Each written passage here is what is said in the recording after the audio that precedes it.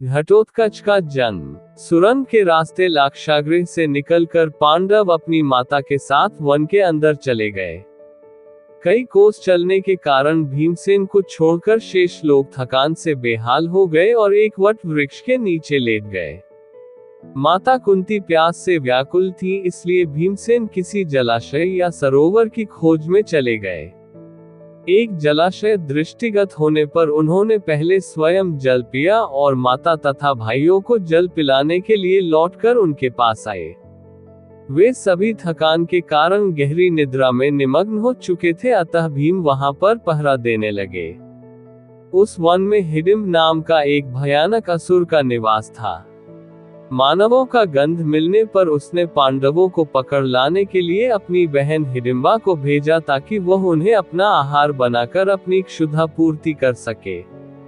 वहां पर पहुंचने पर हिडिंबा ने भीमसेन को पहरा देते हुए देखा और उनके सुंदर मुखारविंद तथा बलिष्ठ शरीर को देखकर उन पर आसक्त हो गई।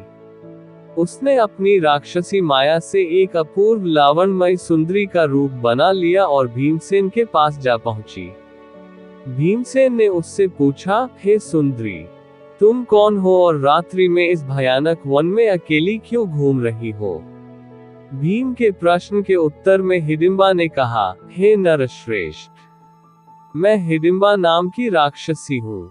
मेरे भाई ने मुझे आप लोगों को पकड़ कर लाने के लिए भेजा है, किंतु मेरा हृदय आप पर आसक्त हो गया है तथा मैं आपको अपने पति के रूप में प्राप्त करना चाहती हूँ। मेरा भाई हिडिंब बहुत दुष्ट और क्रूर है, किंतु मैं इतना सामर्थ्य रखती हूँ कि आपको उसके चंगुल से बचाकर सुरक्षित स्थान तक पहुँचा सकूं। इधर अपनी बहन को लौटकर आने में विलंब होता देखकर हिडिंब उस स्थान में जा पहुंचा जहां पर हिडिंबा भीमसेन से वार्तालाप कर रही थी।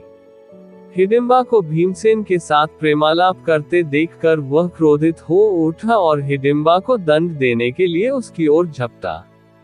ये देखकर भीम ने उसे रोकते हुए कहा, रे दुष्ट राक्षस, तुझे स्त्री पर हाथ उठाते लज्जा नहीं आती? यदि तू इतना ही वीर और पराक्रमी है तो मुझसे युद्ध कर। इतना कहकर भीमसेन ताल ठोंककर उसके साथ मल युद्ध करने लगे। कुंती तथा अन्य पांडव की भी नींद खुल गई।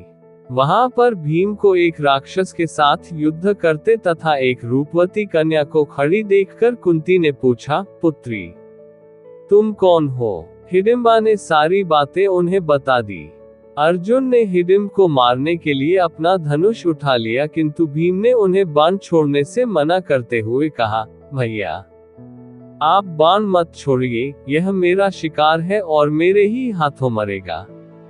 इतना कहकर भीम ने हिडिंब को दोनों हाथों से पकड़कर उठा लिया और उसे हवा में अनेकों बार घुमाकर इतनी तीव्रता के साथ भूमि पर पटका कि उसके प्राण पखेरु उड़ गए।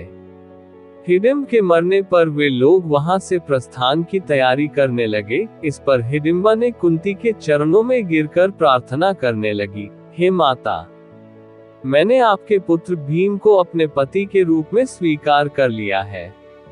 आप लोग मुझे कृपा करके स्वीकार कर लीजिए। यदि आप लोगों ने मुझे स्वीकार नहीं किया तो मैं इसी क्षण अपने प्राणों का त्याग कर दूंगी।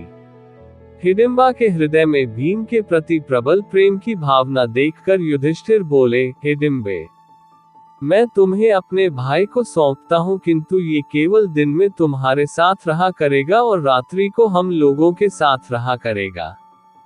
हिडिंबा इसके लिए तैयार हो गई और भीमसेन के साथ आनंद पूर्वक जीवन व्यतीत करने लगी। 1 वर्ष व्यतीत होने पर हिडिंबा का पुत्र उत्पन्न हुआ। उत्पन्न होते समय उसके सिर पर केश उत्कच न होने के कारण उसका नाम घटोत्कच रखा गया। वह अत्यंत मायावी निकला और जन्म लेते ही बड़ा हो गया। हिडिंबा ने अपने पुत्र को पांडवों के पास ले जाकर कहा, यह आपके भाई की संतान है, अतः यह आप लोगों की सेवा में रहेगा। इतना कहकर हिडिंबा वहां से चली गई। घटोत्कच श्रद्धा से पांडवों तथा माता कुंती के चरणों में प्रणाम करके बोला, अब मुझे मेरे योग्य सेवा बताएं। उसकी बात सुनकर कुंती बोली, तू मेरे वंश का सबसे बड़ा पौत्र है। समय आने पर तुम्हारी सेवा अवश्य ली जाएगी। इस पर घटोत्कच ने कहा, आप लोग जब भी मुझे स्मरण करेंगे, मैं आप लोगों की सेवा में उपस्थित हो जाऊंगा। इतना कहकर घटोत्कच उत्तराखंड की ओर चला गया।